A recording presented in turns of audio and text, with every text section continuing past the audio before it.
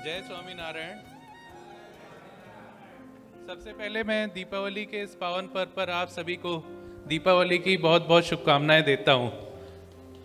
मंदिर में विराजमान राजाधिराज ठाकुर जी महाराज, पूज्यपाद गुरु जी, सभी संतों एवं सभी भक्तगणों को मेरा प्रणाम। मैं आज दीपावली के इस उत्सव पर आप सभी के समक्ष संत समागम का महत्व अर्थात संतों की संगति कैसे जीवन को प्रभावित करती है उसके बारे में चर्चा करना चाहूँगा। संतों की मैं पहले एक बचपन के अपने जिक्र करना चाहूँगा कि बचपन में जब भी मैं कभी किसी गलत काम या हरकत पर डांट खाता था तो मेरी माँ हमेशा मुझे कहती थी, किसकी संगति में हो आजकल, कहाँ से ये सब चीज़ें सीख रहे हो। घर परिवार पे मेरे भाई बहनों को हमेशा यही कहा गया है कि जीवन में हमेशा अच्छी संगति करना। तभी से ये बात घर कर गई कि संगति का बड़ा गहरा असर होता है। कहते हैं धन्य सत्पुरुषों का संग बदल देता है जीवन के रंग। आप अच्छे पुरुषों के साथ में, संतों के साथ में रहेंगे तो आपके जीवन का रंग, आपके जीवन की दिशा बदल जाएगी। तो संतों की पहचान कैसे हो, संत को कैसे जाने, कौन है संत? तो संत वे हैं जो सदा अच्छे काम करें, कभी किसी को दुख या नुकसान ना पहुंचावें, हमेशा भगवान की भक्ति में लीन हो, आत्मज्ञानी हो, जिनके पास बैठने से हम सभी को अच्छी भावनाएं आने लगें, हमारे मन के विषय विकार दूर होने लगें, तो जान लीजिए कि वही संत हैं। जिनकी कथा सुनकर हमारे मन में भगवान के प्रति और श्रद्धा और विश्वास होने लगे, तो वही संत हैं, वो यही उनकी पहचान है।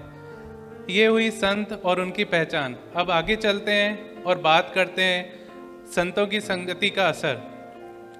हमारे यहाँ एक कहावत है, नीच बुद्धि संग नीच रहे, समसंग रहे समान, बड़े सात दिन दिन बढ़े, पंडित कहे प्रमाण।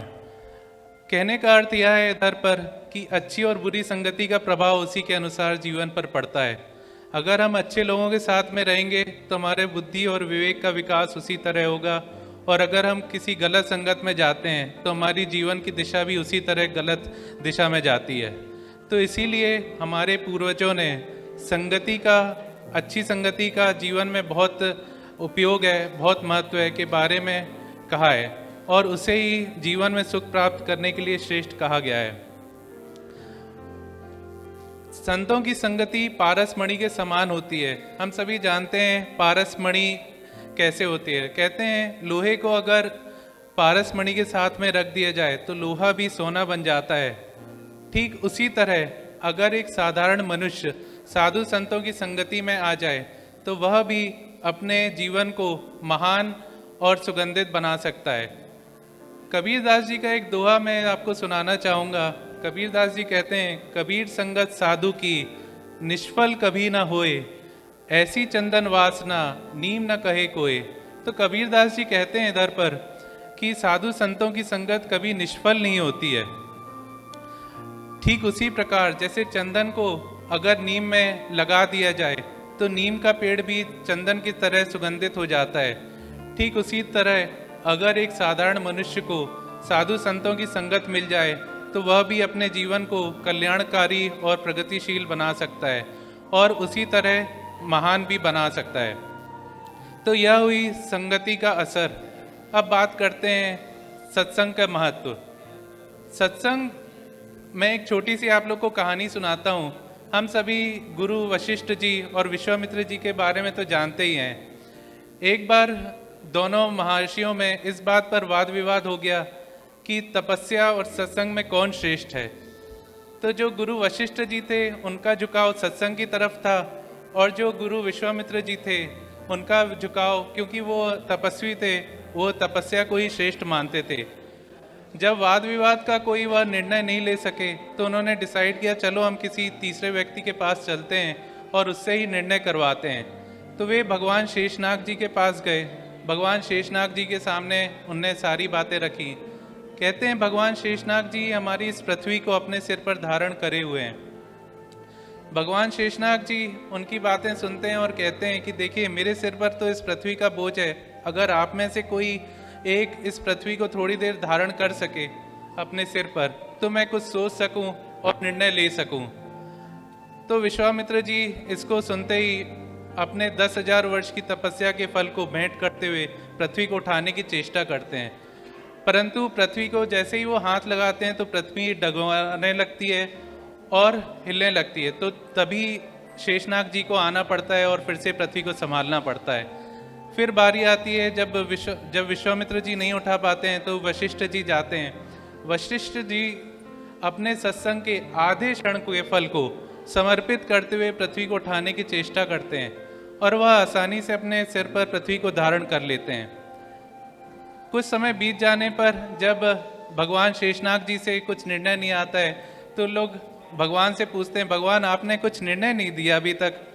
भगवान मुस्कुराए और बोले, मैं निर्णय क्या दूं, निर्णय तो हो चुका है।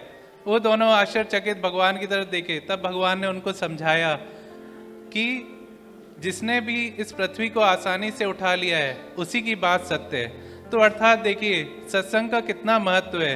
एक तरफ विश्वामित्र जी 10,000 वर्ष की तपस्या के फल के द्वारा भी पृथ्वी को नहीं उठा पाए, वहीं वशिष्ठ जी अपने द्वारा किए गए सत्संग के आधे क्षण के फल से ही पृथ्वी को उठा सके।